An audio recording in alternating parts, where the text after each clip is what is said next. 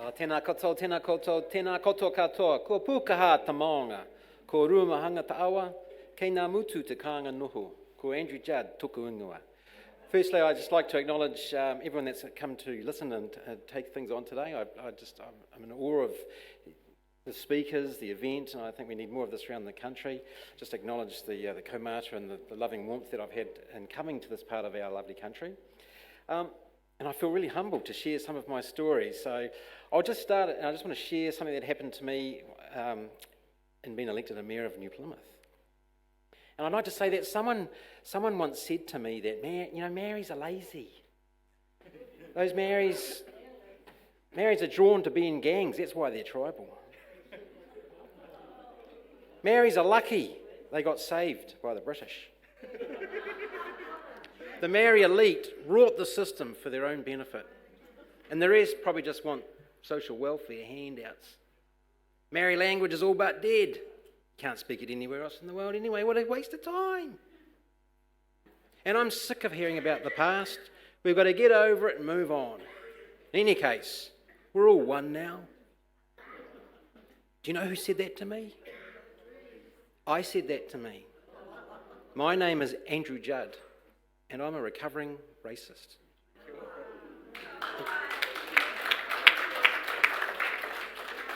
In 2013, I was elected Mayor of New Plymouth. I had a 9,000 vote majority. I just served 2 terms as a councillor. We used to have a committee Māori. I'd never ever attended one meeting. I didn't even know what it was all about. I had no idea. In fact, I remember sitting in a meeting once and asking a colleague, what's the difference between hapu and iwi? What's that all about? In 2 elections prior to standing for the mayoralty, I was never asked one question about the Māori world. In fact, if you'd said to me, there's a Māori world, I would have said, get over it, move on, we're all one. But here I was, elected, 2-term councillor, a 9,000 vote majority mayor, woohoo! My campaign slogan, and we heard about that earlier on, was let's bring honesty back to local politics. Based on a narrative of a council overspending. Wasn't being honest about its infrastructure, an ageing population on fixed incomes with high asset bases. Little did I know that those words about honesty in local politics would come at me in a way that I could never have dreamed of. You see, until I was elected mayor, I'd never set foot on a marae in my life. I'd never engaged in a Māori world. But of course, when you are the mayor, you are engaging in a Māori world. And we just so happened to be at the same time as my first few months of election, Te Atiawa and the Crown were going through a treaty settlement process. So I was beginning to be a witness of that experience. And another day, another time of my own personal journey, but I was observing what I saw and felt was something broken, something really broken as a Pākehā. So my journey has become Pākehā to Pākehā, because everything in New Zealand has been created and designed by me for me. We know this to be true. We've heard this today. We understand, more you than me, of course, but I saw it. So what happened next? So Te Atiawa, the people going through settlement, came to me and said, we're about to get a lot of land back, a lot of money. We'd like to work with the council for the benefit of everyone. Beautiful, right? I said, yeah, we can do that. How do you see that working? And they said, well, you've got kaumiti Māori, and with all due respect, it's a bit low level. The issues on that agenda are just general issues. We've had no consultation, you just rubber stamp it, we've had no true real input. I thought, yeah, I suppose I can see that, what would work? They asked, how about we had some representation on your standing committees, similar to the Rotorua model? Congratulations, by the way, because it is world leading.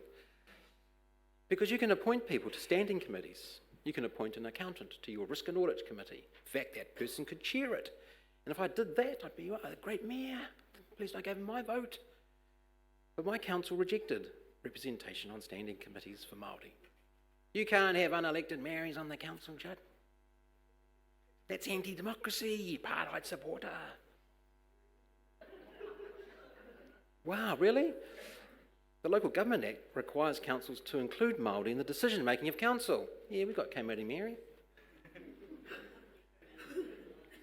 I joke because it's so serious, right?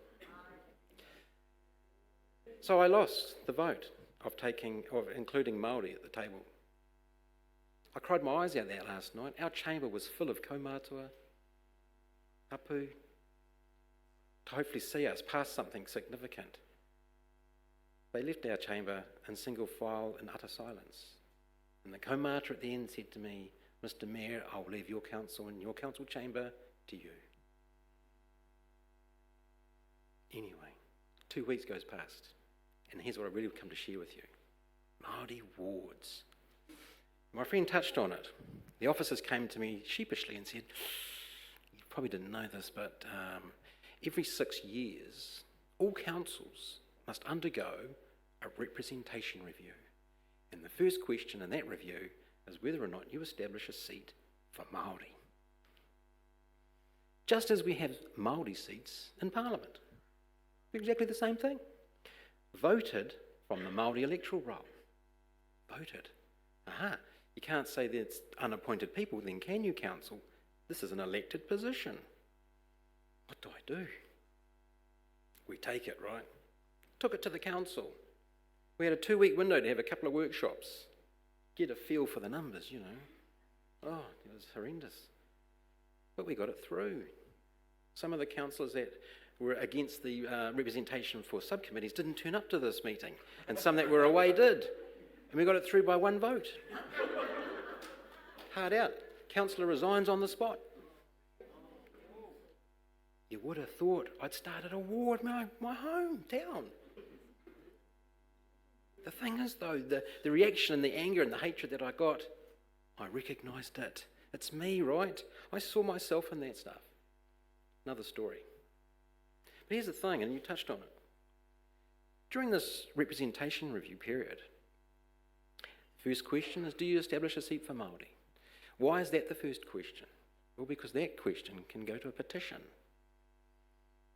Now, councils and government were known as representative democracy. Parliament is the House of Representatives.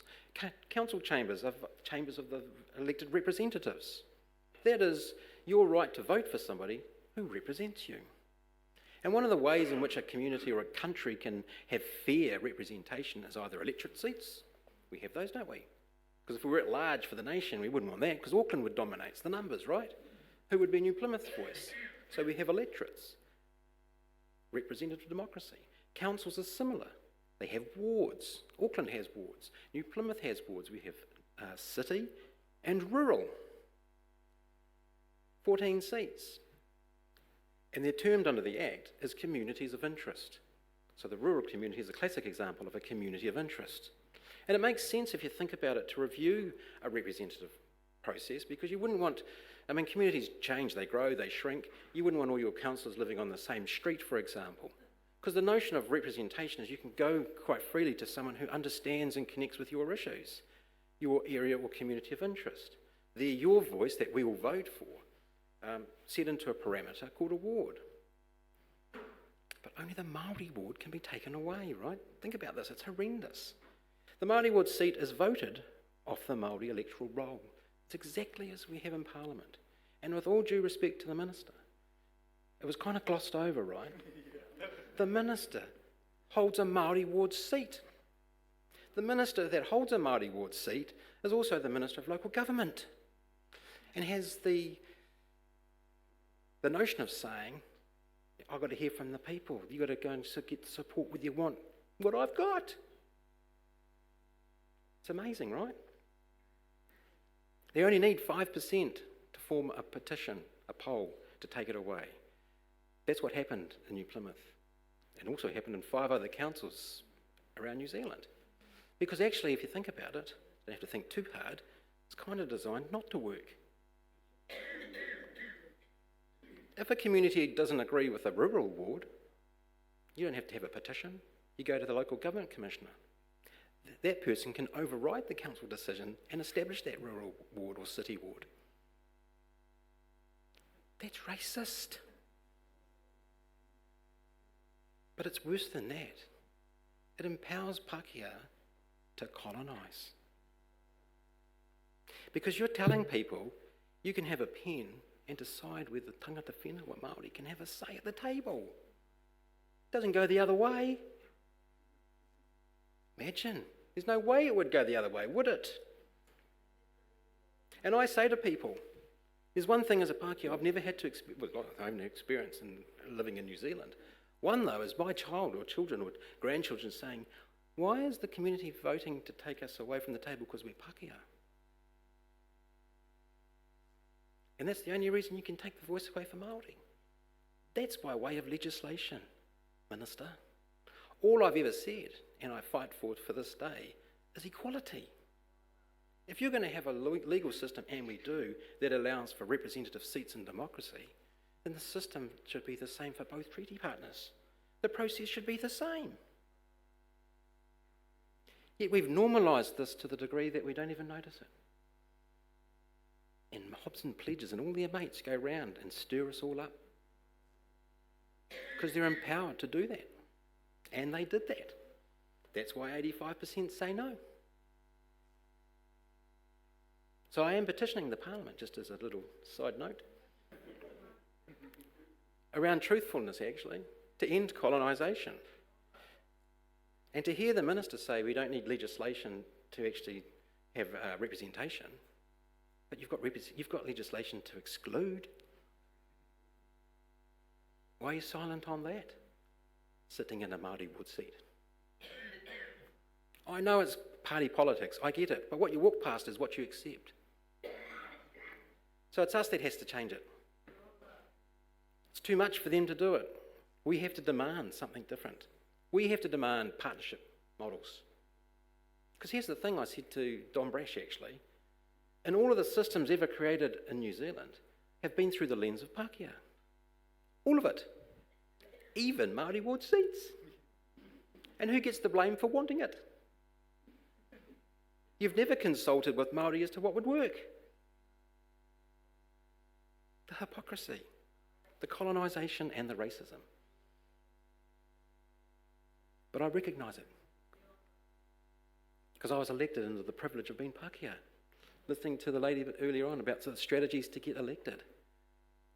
My heart bleeds. All I had to say was, let's be honest about the rates. I took all the easy boxes. Breaks my heart. I've got Māori in New Plymouth now who've come to get some advice on how to get elected onto council and say to me, oh, my whānau said, oh, don't go to him. They hate him. You won't get voted. I know. Wow, it runs deep, right? So no. Yeah, fair enough. So again, we're all tired and it's the end of the day. Look, Māori ward, I've never said is or isn't the solution, because we don't know, right? We've never talked about it. There is a massive inconsistency, which I've said to the government, and I say we should all go to the Crown. The Crown, the government who acts on behalf of the Crown, actually, they make all the rules, even for councils. It's all under legislation, representation, local government acts, all of it. And I've said to them, you've got such an inconsistent approach for Māori on our treaty. You've got these set up. No one else can have a statutory board. Because I ask, well, can't we have a statutory board? Oh, no, that's an act of Parliament. That's unique to Auckland. Well, that's not fair. With all due respect, it's not. But I do it. It's at the whim of the Pākehā Council to do it. Even taking the question of a Māori ward, you've got to get it past the Pākehā Council first. So why didn't I stand again? I'll finish on this. Because people say, oh yeah, one-term fellow, what was it? You're too scared? Don't you believe in what you stood for? Well, of course I do. Thing is, and we know this to be truthful, if you stand for Māori, and I only said we need one seat, what kind of partnership is one seat out of 15? What a crazy partnership is that? Should actually be half each, right? Because we've got a treaty. And if you're going to defend what you're defending now from the get-go, we'd have a different country. But you've always put things in place to exclude Māori, even in 2019. I mean, gosh, it's okay to have Māori in the reception, but not at the top table for dinner. Yet they own the restaurant. It's true, eh? So when we're here, we've got to find different pathways, different doorways. Wow, really? Do we? Come on, stand staunch. It's the manaakitanga that leaves Pākehā to do what they do. It's true. I've been there, I've heard it. And if you're not going to have it at the voting table, and you touched on it before, have it in the policy places. You can mandate that. CEOs aren't elected and they have a lot of power. You appoint to hospital boards. I'm on a board of school trustees. We're more engaged in Māori space than councils ever are. I went to local government conferences during this period. I was harassed. I became cup of tea on my own guy. It's true. Council in Taranaki, they said to their mayor, don't you take any of that Maori stuff to us? I know you know this to be true, and there's no glossing of it. It's designed by Pākehā for Pākehā. Because you can petition if the Māoris want a seat. Says it all right. Can't petition you because you're female, or your religious belief, or your sexual orientation. We'd say, no, that's horrendous. Anyway, when I sign that form, can't have the Maoris there. And people are saying, yeah, because you can't have race-based seats. No, you can't. I agree, horrendous. It's te tere te o Waitangi based. So thank you, everyone. More power to those that are standing. And I think they're gone now, but justice, I just loved what I heard her say. I hope I live long enough to see it. Because you see, from when I opened up to what I've discovered was the love of a world that was always around me. The Māori world. There is nothing to fear. There is everything to gain to be side by side. Kia ora.